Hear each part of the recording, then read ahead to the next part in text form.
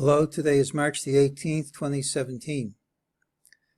We said Thursday's pattern was negative, but it had positive elements in it. Because of that, we said the most likely thing was a gap outside of the day's range, which didn't happen. Next most likely thing was that we closed a little change, which did. 3 and a fraction is my definition of that, or less than 3 and a fraction or less is what I call closing little change. If the rules are correct, we should get a large move on Monday. And while there's a case for a rally, I think there's a much stronger case that the move is going to be down in size on Monday. During the day, MEJT said higher and lower prices would print. Typically, it leads to a wishy-washy first part of the day. Said that drop was false, it retraced. Said that rally's false, it retraced, and the targets have been hit. It's not good when you gap up, hit a higher high and can't hold on to the highs and can't even hold on to these lows. It typically leads to a drop when the market reopens. It gets invalidated if we promptly take out the high, ideally by gapping over it. This is a wall-like drop into the close. There's no wall of unrestrained selling because here's the restraint. People aren't selling at any price, selling with abandon. But a move like this on a Friday typically carries through into Monday's open, so those are all calling for lower prices. The DeMark stuff hasn't worked well on this years-long rally, but here's your TDST line of resistance, and typically the resistance extends to a bar over the line. Here's a 30-minute chart. Here's the close of number 8. We closed bar number 13 over it, so there's a sequential sell on the 30-minute chart. The weekends when we typically take a look at the longer-term view, we have this as the high of wave 3.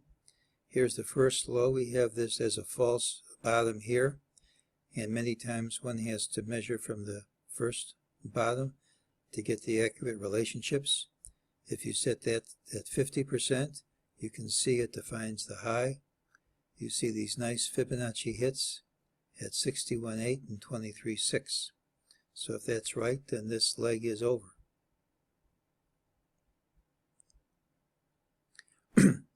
If that's true, I have this as leg 1 of some degree, wave 1 of some degree, down, being completed with a leading diagonal triangle. I think wave A is done, and now we're in B.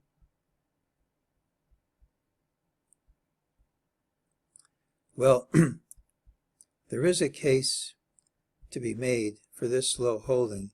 If that's A and that's B, this length is 61.8% of A. So it's possible that that holds. There's also a wall into the close. But I don't think that's what's going to happen. What I think is going to happen is that that's wave A, and that's wave B, and that wave C down's coming. Now, I don't know how long wave C is going to be, but it would make a very pretty picture if this wave C were twice the length of wave A. If that were the case, it would hit a low around 2360. If 2360's hit, that price will print. That price will print. Will come close enough to the whipsaw target, which sometimes falls a bit short. MEJT will give a buy, and while MEJT won't give an entry for the buy, it will say there is support at this level. Friday's pattern tends to have a rally into the close. So the ideal situation for me is we drop sharply, hitting around 2360, either all at once with a gap and trap, or not all at once, but in a triangle-like formation, which then stops around the middle of the day and then zooms higher into the close.